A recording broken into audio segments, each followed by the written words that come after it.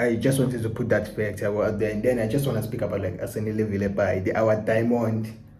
Like we still gonna see a lot from the kid. We still gonna see a lot from the kids.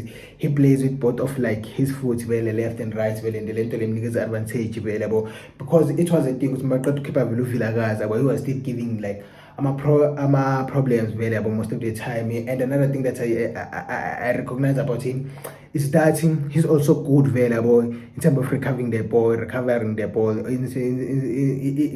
terms of like defending the ball.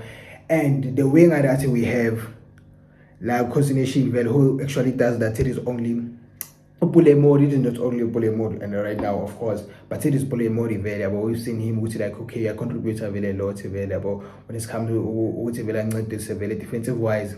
But with Arsenal by playing both of like a side, he might have like an issue available if he keeps on doing this. But I hope the boy who can have a moment time, put Modi and yeah, man.